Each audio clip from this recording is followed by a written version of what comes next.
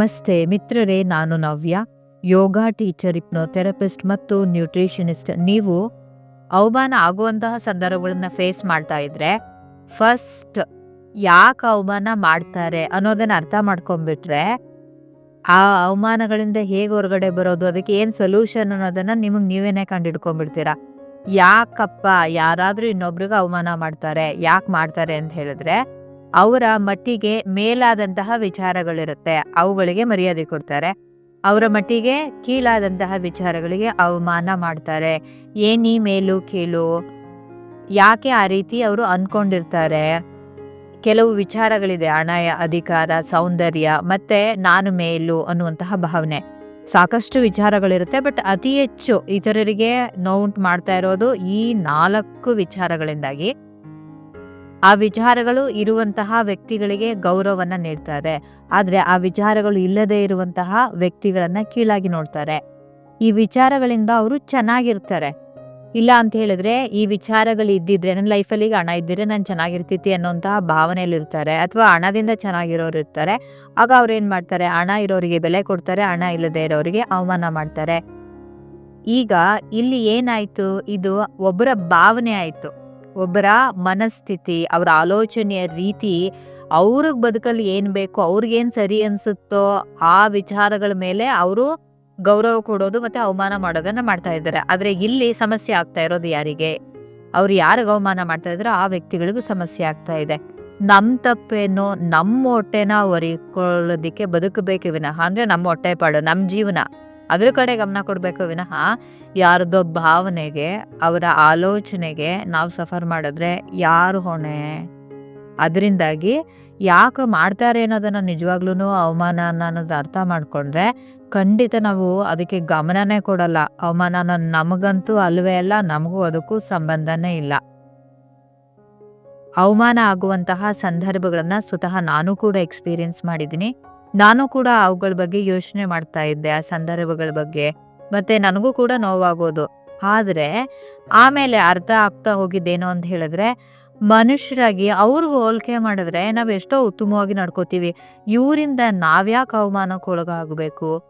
ಮತ್ತೆ ಆಮೇಲೆ ತೆರೆದುಕೊಂಡ್ ಸತ್ಯ ಏನು ಅಂತ ಹೇಳಿದ್ರೆ, ಅವ್ರಿಗೆ ಮರ್ಯಾದೆ ಕೊಡೋದು ಗೊತ್ತಿಲ್ಲ ಅಂತ ಏನಲ್ಲ, ಅದೇನೋ ಅವ್ರ ಮೂಲಭೂತ ಸ್ವಭಾವ ಆಗಿರಲ್ಲ. ಆದ್ರೆ ಅವ್ರ ಮಟ್ಟಿಗೆ ಇಲ್ಲಿ ಮೇಲು ಅಂತ ಯಾವ ವಿಚಾರನ ಅನ್ಕೊಂಡಿರ್ತಾರೋ ಆ ವಿಚಾರನ ಹೊಂದಿರೋರ್ಗೆ ಅವಕ್ಕೂ ರೆಸ್ಪೆಕ್ಟ್ ಕೊಡ್ತಾರೆ, ಒಳ್ಳೆ ರೀತಿನಲ್ಲಿ ನಡ್ಸ್ಕೊಂತಾರೆ.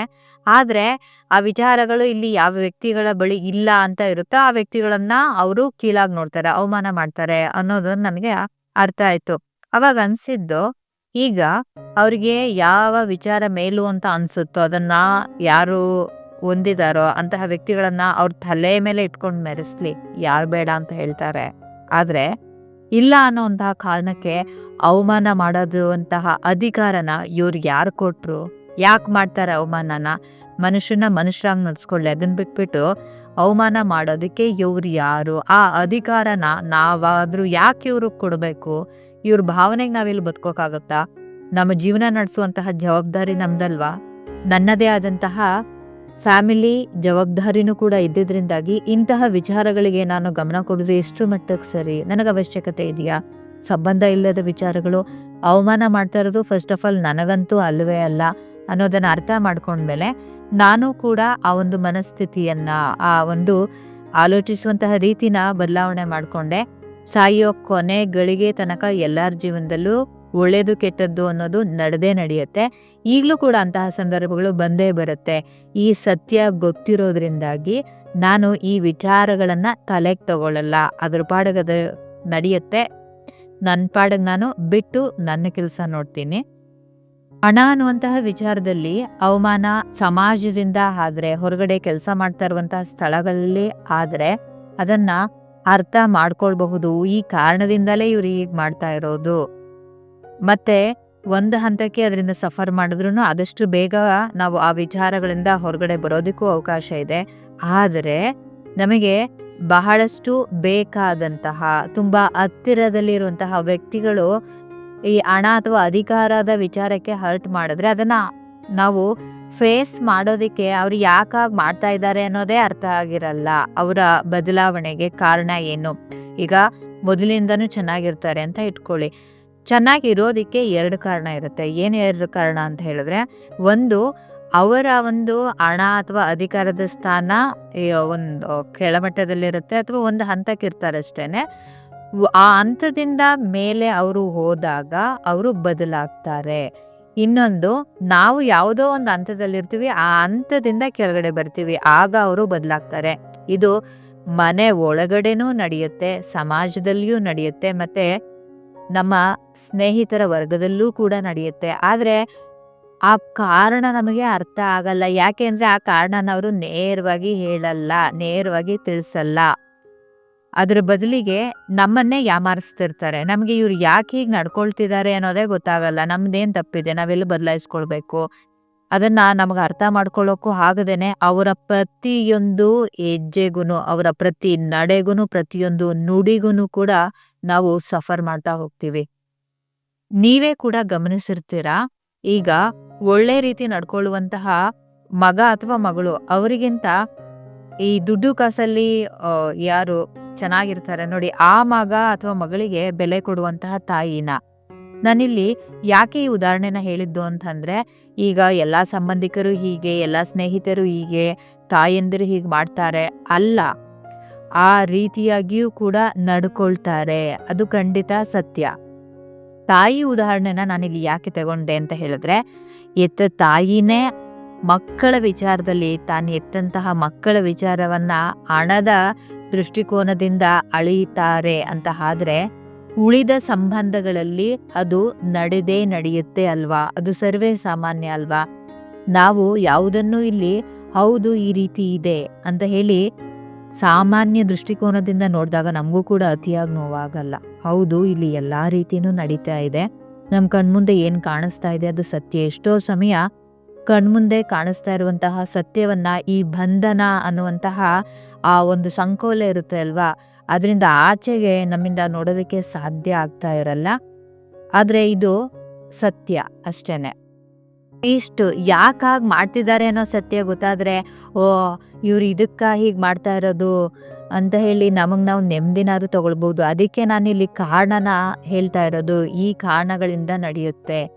ಎಲ್ಲದಕ್ಕೂ ನಿಮ್ಮನ್ನ ನೀವು ಬ್ಲೇಮ್ ಮಾಡ್ಕೊಳ್ಬೇಡಿ, ನೀವು ಸಫರ್ ಮಾಡಬೇಡಿ. ಇನ್ನು ಅಧಿಕಾರ ಅನ್ನುವಂತಹ ವಿಚಾರ, ನಾನೊಂದು ಸ್ಕೂಲಲ್ಲಿ ಕೆಲಸ ಮಾಡ್ತಾ ಇದ್ದೆ ಯೋಗ ಟೀಚರ್ ಆಗಿ. ಅಲ್ಲಿ ಗೌರ್ಮೆಂಟ್ ಅಪಾಯಿಂಟೆಡ್ ಆದವರಿದ್ರು, ಮತ್ತೆ ಕಾಂಟ್ರಾಕ್ಚುಯಲ್ ಬೇಸ್ ಮೇಲೆ ವರ್ಕ್ ಮಾಡ್ತಾ ಇದ್ದಂತಹ ಟೀಚರ್ಸ್ಗಳಿದ್ರು. ಈ ಗೌರ್ಮೆಂಟ್ ಅಪಾಯಿಂಟೆಡ್ಗೆ ಕಂಪೇರ್ ಮಾಡಿದ್ರೆ ಈ ಕಾಂಟ್ರಾಕ್ಚುಯಲ್ ಟೀಚರ್ಸ್ ವರ್ಕ್ ಕೂಡ ಜಾಸ್ತಿ ಇತ್ತು. ಅವರು ಒಳ್ಳೆ ರೀತಿಲಿ ಕೆಲಸನೂ ಮಾಡ್ತಾ ಇದ್ರು, ಮಕ್ಕಳ ಜೊತೆಲಿ ಒಳ್ಳೆ ರೀತಿಲೂ ಕೂಡ ನಡ್ಕೊಳ್ತಾ ಇದ್ರು. ನಾನು ಇವ್ರು ಪೂರ್ತಿ ಸರಿ ಅವ್ರು ಪೂರ್ತಿ ತಪ್ಪು ಅಂತ ಹೇಳ್ತಾ ಇಲ್ಲ, ಬಟ್ ಅವರಿಗೆ ಹೋಲಿಕೆ ಮಾಡಿದ್ರೆ ಇವರು ಅವ್ರಿಗಿಂತನೂ ನಿಜವಾಗ್ಲೂ ಉತ್ತಮವಾಗೇ ಇದ್ರು. ಆದರೆ ಅಲ್ಲಿ ಆ ಗೌರ್ಮೆಂಟ್ ಅಪಾಯಿಂಟೆಡ್ ಟೀಚರ್ಸ್ಗಳ ವಿಚಾರ ಏನಿತ್ತು, ಆ ಕಾಂಟ್ರಾಕ್ಚುಯಲ್ ಟೀಚರ್ಸಿಗೆ ಅಲ್ಲಿ ಇದ್ದಂತಹ ವಾತಾವರಣ, ಅಲ್ಲಿ ಒಳಗಡೆನೂ ನೆಮ್ಮದಿಯಾಗಿರಕ್ಕೆ ಅವ್ರಿಗೆ ಅವಕಾಶ ಇರಲಿಲ್ಲ. ಜೊತೆಗೆ ಮನೇಲೂ ಕೂಡ ಆ ವಿಚಾರದಿಂದ ಅವರು ಸಫರ್ ಮಾಡಬೇಕಾಗಿತ್ತು, ತಲೆ ಕೆಡಿಸ್ಕೊಳ್ಬೇಕಾಗಿತ್ತು. ಇದು ಸರ್ವೇ ಸಾಮಾನ್ಯ, ಎಲ್ಲ ಕಡೆ ನಡೆಯುತ್ತೆ. ನಾನು ಒಂದು ಉದಾಹರಣೆನ ಹೇಳ್ತಾ ಇದ್ದೀನಿ ಅಷ್ಟೇನೆ. ಆದರೆ ಅದೇ ವಾತಾವರಣದಲ್ಲಿ ನನಗೆ ಆ ಸಂದರ್ಭ ಹಿಂಸೆ ಅಂತ ಅನ್ನಿಸ್ಲಿಲ್ಲ. ಯಾಕೆ ಅಂತ ಹೇಳಿದ್ರೆ, ನಾನು SYS ಯೂನಿವರ್ಸಿಟಿಲಿ ಅಕೌಂಟೆಂಟ್ ಆಗಿದ್ದಾಗ ಅಲ್ಲಿ ಡಾಕ್ಟರ್ ನಾಗರತ್ನ ಅವರಿದ್ದಾರೆ, ಮೇನ್ ಡಾಕ್ಟರು. ಒಂದು ಯೂನಿವರ್ಸಿಟಿ ಮತ್ತೆ ಹಾಸ್ಪಿಟಲ್ ಎರಡೂ ಇದೆ ಅಲ್ಲಿ. ಅವ್ರಿಗೂ ನನಗೂ ಸಾಮಾನ್ಯ ಪರಿಚಯ. ನಾನು ಅಲ್ಲಿ ಕೆಲಸ ಬಿಟ್ಟು ಸಾಕಷ್ಟು ವರ್ಷ ಆಗಿತ್ತು. ಅವರಿಗೆ ಹುಷಾರಿಲ್ಲ ಅಂತ ಗೊತ್ತಾದಾಗ ನೋಡ್ಕೊಂಡು ಬರೋದಕ್ಕೆ ಅಂತ ಹೋದೆ. ಅಲ್ಲಿ ಹೋದಾಗ ಅವ್ರ ಆರೋಗ್ಯದ ಸ್ಥಿತಿ ಎಷ್ಟು ಹಾಳಾಗಿತ್ತು ಅಂತ ಹೇಳಿದ್ರೆ, ವಾಕಿಂಗ್ ಸ್ಟಿಕ್ ಹಿಡ್ಕೊಂಡು ನಡೀತಾ ಇದ್ರು, ಪುಟ್ ಹೆಜ್ಜೆ ಇಡ್ತಾ ಇದ್ರು. ಬಾಮನವ್ಯ ಅಂತ ಹೇಳಿದ್ರು. ನನಗೆ ಎಷ್ಟು ಆಶ್ಚರ್ಯ ಆಯಿತು ಅಂತ ಹೇಳಿದ್ರೆ, ನನಗೂ ಅವ್ರಿಗೂ ಇದ್ದುದು ಸಾಧಾರಣವಾದಂತಹ ಪರಿಚಯ ಅಷ್ಟೇನೆ.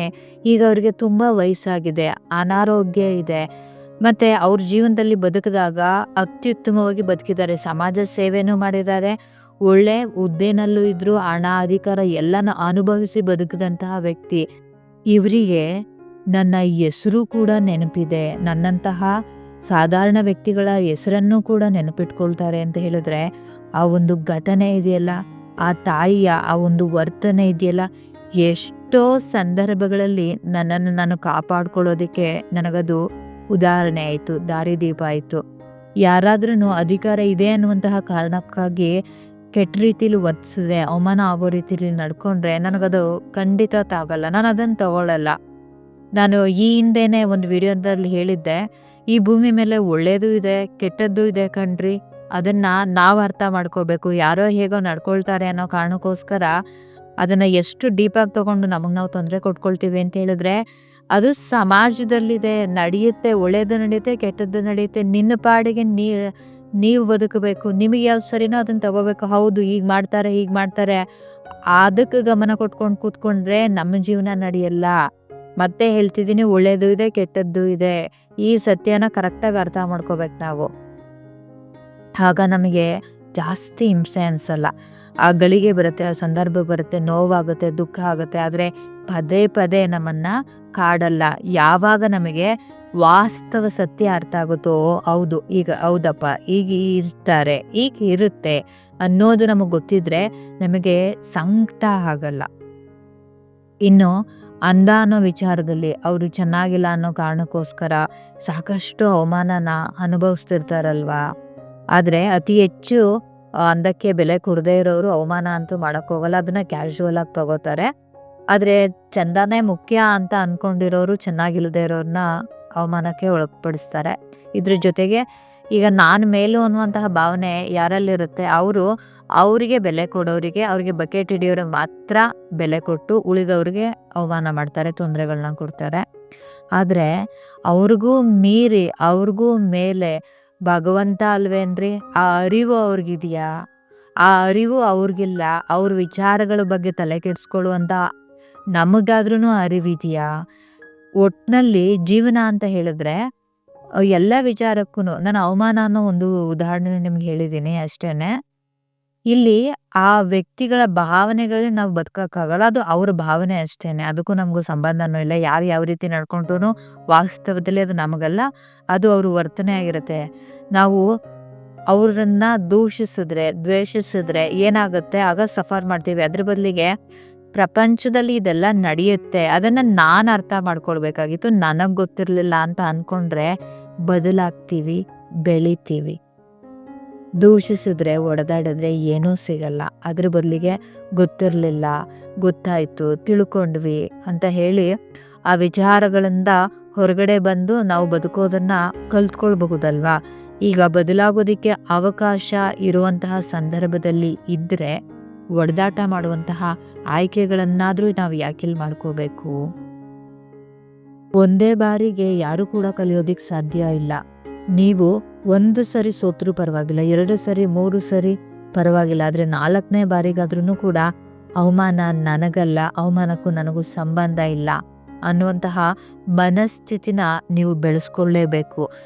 ನಿಮಗೆ ನೀವು ಬದಲಾವಣೆ ಮಾಡ್ಕೊಳ್ಳೋದಿಕ್ಕೆ ಸಾಧ್ಯ ಆಗಿಲ್ಲ ಅಂತ ಹೇಳಿದ್ರೆ ನನ್ನ ಯೂಟ್ಯೂಬ್ ಚಾನಲ್ನಲ್ಲಿ ನಿಮಗೆ ಅವಮಾನದ ಆ ಒಂದು ಮನಸ್ಥಿತಿಯನ್ನ ಬದಲಾವಣೆ ಮಾಡಿಕೊಳ್ಳುವಂತಹ ಧ್ಯಾನ ಸಿಗುತ್ತೆ.